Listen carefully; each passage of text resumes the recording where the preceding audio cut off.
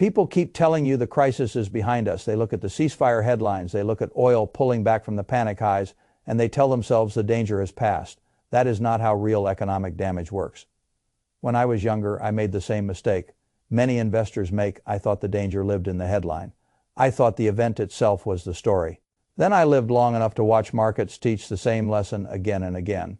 The event is rarely the full story. The event is only the stone. The real damage is the shock wave moving outward after the stone hits the water. That is where we are now. The war shock was the stone. The economic shock wave is the part moving towards you. And if you have money in the market, if you have a mortgage, if you own a business, if you depend on a paycheck, if you think your 401k is quietly compounding while the world sorts itself out, then you need to understand this before the next round of pricing moves lands in your life and you mistake it for bad luck. It will not be bad luck. It will be the delayed bill for a shock. The headlines already told you was over. That is the trap. The public sees oil go up, then sees oil come down, and thinks the system reset itself. It did not. When oil ripped higher, the economy did not simply experience a scary number on a screen, it experienced a forced repricing of movement itself.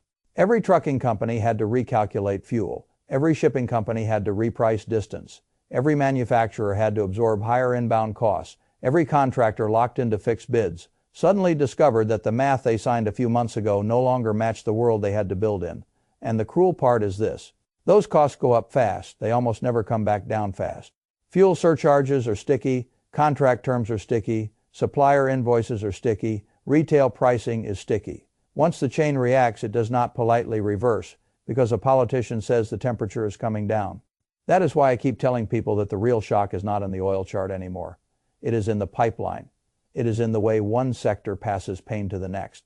I want you to picture it very simply. Energy gets hit first, then trucking, then manufacturing, then construction, then housing, then the things you buy every week, not all at once, not cleanly. Not in a way the evening news can package for you. In one sentence, it moves like a lump passing through a snake. You can trace it. You can feel where it is.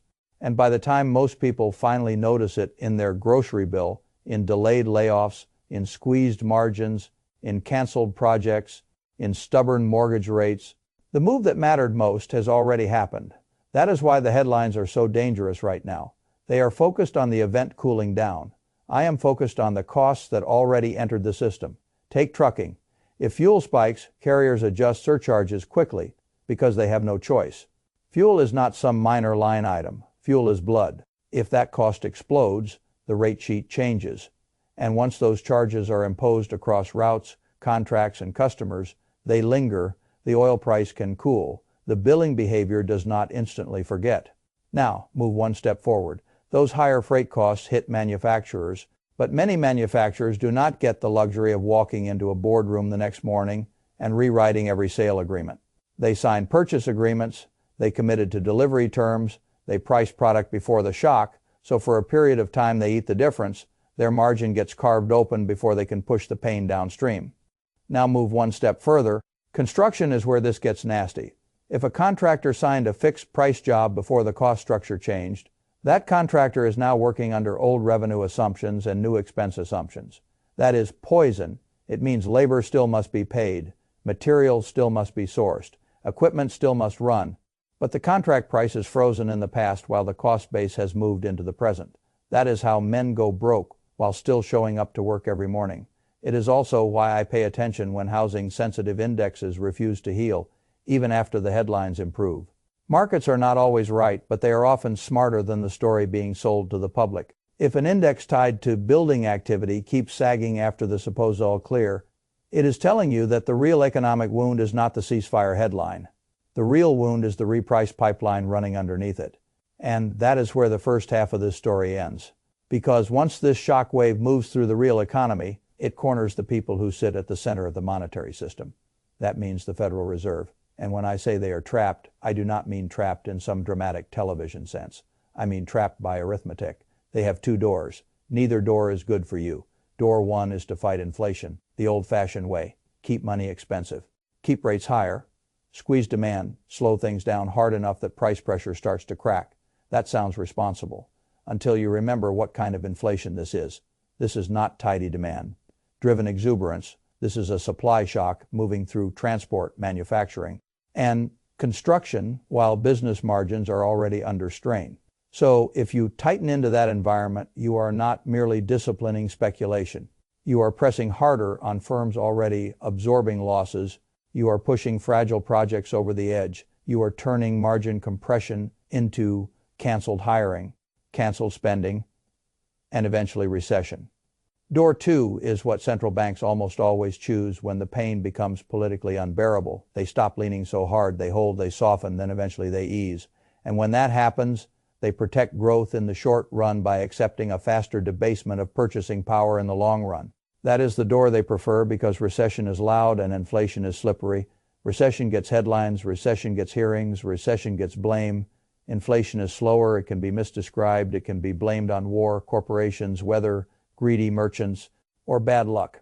It can keep stealing from savers long after the speeches are over. That is why I say the principal agent problem sits at the center of this entire setup. It is your money, it is your standard of living, it is your retirement, but it is their decision. Their incentive is not identical to yours. You want preservation, they want stability on their watch. You want purchasing power, they want to avoid the visible accident, even if the invisible leak gets worse. So when the pressure rises, they choose the door that keeps the machine moving, even if it quietly drains the people who trusted the machine in the first place. That is not cynicism. That is pattern recognition. I have spent my life watching markets punish people who confuse official objectives with personal protection. They are not the same thing.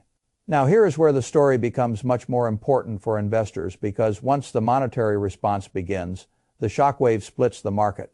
Most people think printing money is a simple story. They think more liquidity means all assets go up together. That is lazy thinking. That is not how these episodes work. The same event can be bearish for one side of the market and bullish for another because assets do not all respond through the same mechanism. Start with equities. A stock is a claim on future business earnings. That sounds abstract, but it matters right now. If the shockwave is raising freight costs, pressuring contracts, crushing margins, and delaying real economic activity, then the business behind the stock is being damaged before any rescue money arrives. That timing matters. The earnings damage is immediate. The policy response is late. A manufacturer can lose margin this quarter. A builder can bleed on signed jobs this quarter. A retailer can watch freight and input costs eat away at profits this quarter. The easing, the liquidity response, the monetary cushion, all of that comes later. By the time the rescue shows up, the body blow has already landed, and cheaper money does not magically restore yesterday's margin. It does not undo a bad contract. It does not instantly revive customers who just got cautious. It does not reverse cost damage that already ran through the income statement. That is why stocks can struggle even as the seeds of future easing are being planted, because the market is trying to discount a damaged earnings path before it discounts the full relief of easier money. Now go to the other side of the split. Think about an asset with no quarterly earnings call, no payroll, no shipping bill, no gross margin, no supply chain to repair, no customers to disappoint, no analyst estimate to miss, no fixed price contract that suddenly becomes unprofitable. That asset does not experience the shock through corporate earnings. It experiences the shock through the monetary response. And that is why the same setup that hurts a wide swath of equities can become incredibly favorable for a scarce monetary asset. The distinction is crucial. Stocks need business performance. A scarce monetary asset needs monetary debasement. If the system responds to stress by expanding liquidity, then assets tied directly to monetary scarcity can begin absorbing that flow without first passing through a damaged operating business. That is the heart of this entire divide. One side takes the body blow and then waits for relief. The other side waits for the relief itself. And in the document you gave me, the asset used to express that second side is Bitcoin. Now, I know that sentence will make some people uncomfortable. Good. Useful thinking often begins by irritating your old assumptions. What matters is not whether a certain asset flatters your identity. What matters is whether you understand the mechanism by which it responds. So let us stay with mechanism, not ideology. Bitcoin has a fixed issuance path. It does not report earnings. It does not have a conventional operating model whose margins can be pinched by the shockwave I just walked you through. It behaves as a monetary asset wager, not a corporate cash flow claim. That means when the system gets stressed and the response turns toward easier money, its path is very different from the path of a construction firm, an industrial company, or a retailer fighting through cost damage. That does not make it magic. It makes it structurally different. And when you are trying to survive a split market, structural difference matters more than slogans. The document makes another point worth paying attention to. It is not merely arguing that Bitcoin benefits from liquidity. It is arguing that the present setup resembles a rare historical reset in its own internal cycle, because its 2-year rolling return has only gone negative a handful of times. And each of those periods later marked major accumulation zones. Now, I would tell you to be careful with any single historical pattern. Markets are full of people who fall in love with 4 observations and call it destiny. But I would also tell you not to ignore repeated behavior when it appears across multiple regimes. The bigger point is not that history guarantees a rerun. The bigger point is that stress, disillusionment, and broad public fatigue often create the conditions for powerful rebounds in assets built around scarcity narratives, especially when institutions begin accumulating while the public is still arguing about whether the game is over. That part matters a lot, because the transition from retail despair to institutional accumulation is one of the most profitable patterns in finance. By the time the average person feels safe enough to believe again, the best prices are gone. That is true in stocks. That is true in real estate. That is true in commodities. And it can be true in scarce digital assets as well. This is why I tell people that wealth is not usually made by reacting after the story becomes emotionally comfortable. It is made by understanding the transmission mechanism while the story still feels ugly. Now let me pull this together, because there are really 3 separate timelines running at once. The first timeline is the real economy. That is the shockwave moving through energy, transport, manufacturing, construction, and housing. It is ugly, concrete, and delayed. The second timeline is the policy timeline. That is the central bank staring at a bad inflation growth trade-off, and when the pressure becomes high enough, drifting toward the option that protects activity in the financial system even if it weakens the currency. The third timeline is the market timeline. That is where assets do not all respond the same way, because they are not all exposed to the same source of damage. Put those 3 together and you begin to understand why the coming period is so dangerous for people who still believe in a single neat script. There is no neat script. There is only sequence. The business damage happens first. The policy pivot happens later. The repricing across assets happens unevenly. If you miss the sequence, you misread the entire landscape. And this is exactly where many investors lose the most money. They hear that money printing is bullish and assume all risk assets should be bought the same way, or they hear that inflation is bad and assume all assets should be sold the same way. Both responses are lazy. You must ask the harder question: bullish for what, bearish for what, early for what, late for what, if earnings are getting hit now. Then equity pain can arrive before the easing rescue has a chance to do anything useful.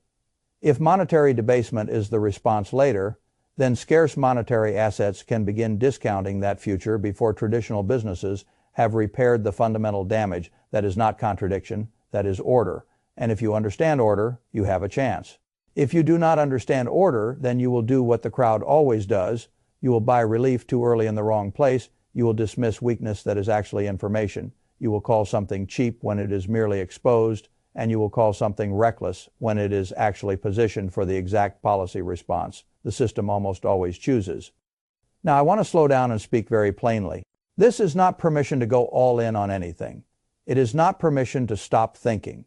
It is not permission to turn a framework into a religion. The point of the framework is to help you distinguish between damage and response, between exposure and insulation, between operating leverage and monetary scarcity. That distinction may decide more of your next 5 years than any headline you read this month. And I would go one step further. The most important mistake to avoid here is assuming that because one part of the market is in danger, all parts of the market are equally vulnerable. That assumption destroys portfolios. I have seen it in every cycle. People say everything is risky, so they retreat into comfort. Then the comfort becomes the thing that gets diluted. Or they say easing is coming, so everything must bounce. Then the easing arrives, but the prior damage keeps one part of the market pinned down while another part of the market runs away from them. That is why investing is not about slogans. It is about transmission. Where is the pain entering? Where is it being absorbed? Where is it being passed? Where is the response being directed? Where does the response leak first? Where does it pool? Where does it multiply? If you keep asking those questions, you stop sounding like the crowd.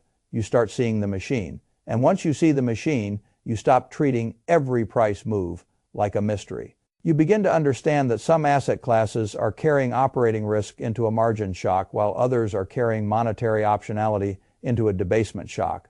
Very different proposition. The document also does something psychologically smart that I want you to notice. It brings the story back to one contractor losing money on a signed job that is not incidental. That is how all large macro shifts become real. They do not begin as abstract trillion dollar charts. They begin as one operator, one invoice, one bid, one margin, one shipment, one delayed payment, one rate shock, one broken assumption. Then they spread. That is why I never underestimate small visible stress when it appears in businesses tied to the real economy. The contractor is not the whole story, but he is the right symbol, because when signed work becomes loss, making work, you are watching the old price world collide with the new cost world. And once that starts happening across enough firms, the macro charts everybody debates on television stop being abstractions. They become cash flow wounds. From there, policy must respond, then markets must revalue. That is the sequence again. Always the sequence. Now let me tell you how I would translate this mentally if I were sitting at a kitchen table with my own family and had 5 minutes to explain the whole thing without jargon. I would say this: do not confuse a calmer headline with a repaired system. Do not assume falling spot prices erase costs already embedded in contracts and surcharges. Do not assume the central bank can solve a supply shock without creating a monetary consequence somewhere else. Do not assume every asset benefits from easier money in the same way or on the same timetable. Do not assume the first thing to rebound is the best thing to own. And do not assume the safest feeling asset will preserve the most purchasing power if the policy answer is more debasement. Those 6 sentences matter more to me than any dramatic prediction because they are decision tools. You can use them, you can test them, you can carry them into the next 12 months while the crowd remains obsessed with whether the war is technically over. I am interested in what is already flowing downstream, so where does that leave us? It leaves us in an environment where conventional comfort is dangerous. A business-sensitive part of the market can remain under pressure because the earnings wound is real. A scarce monetary asset can strengthen because the policy response feeds it directly. Cash can feel peaceful while quietly losing purchasing power. And broad narratives can remain confused because the system is processing 2 different shocks on 2 different clocks. That is exactly the kind of environment where thoughtful people can still do very well. Not by being louder, not by being more emotional, not by pretending certainty where none exists, but by understanding sequence better than the crowd does. This is the older lesson I keep coming back to. In markets, most people spend their energy trying to predict the headline. That is the least durable edge I know. A much better edge is understanding what kind of damage is already moving through the system, what kind of response the system is most likely to choose, and which assets are exposed to the damage versus which assets are positioned for the response. That is not glamorous. It is just useful, and usefulness compounds. So here is how I would leave it. The shockwave is real. It has already moved past energy. It is already in transport, manufacturing, and construction. It is already forcing a policy dilemma. That dilemma will not be solved in a way that perfectly protects your purchasing power. It never is. One side of the market will keep discovering that easier money does not instantly repair broken earnings. The other side will keep discovering that scarcity becomes more attractive when trust in managed money keeps getting thinner. The headlines will continue to tell people the crisis is fading, but I have learned to listen less to the relief story and more to the transmission path. That path is what tells you where the real repricing is going. If you understand that, you do not need to be fearless. You just need to stop being blind. And in a cycle like this, that may be the entire game.